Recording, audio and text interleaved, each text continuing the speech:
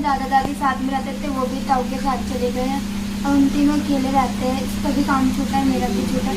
भाई है बस अभी वो कर रहा है और घर में राशन की भी बहुत प्रॉब्लम पड़ रही है और किराया चला गया।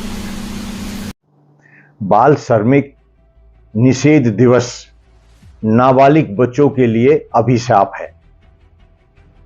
12 जून को समस्त संसार में बाल श्रमिक निषेध दिवस मनाया जाता है, जिसका उद्देश्य होता है बाल श्रमिकों के हक अधिकारों को सुनिश्चित करना और जो इस कानून का उल्लंघन कर रहा है, जो बाल श्रमिकों को नौकरी दे रहा है, काम पर रख रहा है, उनके खिलाफ कार्रवाई करना। ये बहुत ही सराहनीय प्रयास है। बाल श्रमिकों को काम नहीं करना चाहिए या उनसे नहीं करवाया जाना चाहिए, लेकिन इसमें बहुत महत्वपूर्ण बात यह है कि जो बाल श्रमिक अनाथ है, जो बाल श्रमिक 18 साल से कम उम्र के बच्चे हैं और उनके माता पिता दोनों गुजर गए हैं, उनका गुजारा कैसे होगा, वो अपनी रोजी रोटी कैसे चलाएं, उनको प्रतिदिन भोजन कैसे मिलेगा, जिनके अभिभावकों की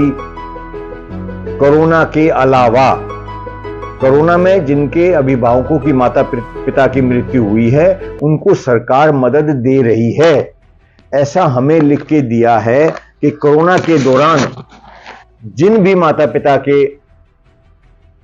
का देहांत हुआ, उनको पेंशन दी जाएगी, चाहे वो कोरोना से हुआ चाहे बगैर कोरोना के हुआ।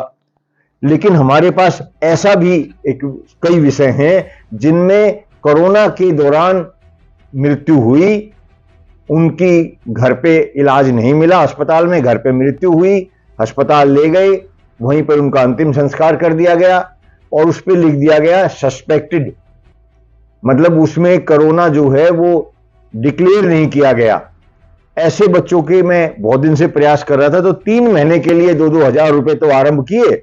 उस वक्त काफी मैं सभी बच्चों को लेके गया, अलीपुर भी गया, बाल न्यायालय में भी गया और बाल अधिकार आयोग में भी गया, तो 3-3 महीने के लिए चालू कर दी पेंशन और फिर उसकी बंद कर दी।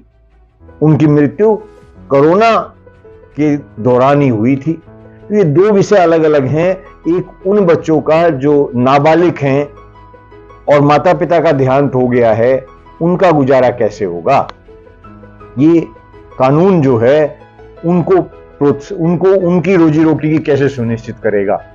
इसमें बहुत महत्वपूर्ण बात यह है कि सरकार को ऐसे बच्चों के लिए पेंशन योजना, आर्थिक सहायता योजना आरंभ करनी चाहिए। 1 करोड़ या इससे भी काफी अधिक बच्चे समस्त देश में ऐसे हैं जिनके माता पिता का देहांत हो चुका है, जो अनाथ हैं। इसके लिए हम माननीय उच्च न्यायालय दिल्ली में एक मुकदमा हमने कोरोना आरंभ के कुछ दिन बाद किया था और मांग की थी कि कोरोना में जो अनाथ बच्चे हुए हैं और जो अनाथ बच्चे पहले से हैं, उन सबको पेंशन दी जाए। लेकिन माननीय उच्च न्यायालय ने हमारी बात नहीं मानी, अस्वीकार कर दी और मुकदमा खत्म कर दिया। लेकिन उसके कुछ महीने के बाद उन्हीं माननीय उच्च न्यायालय मुख्य न्यायाधीश के द्वारा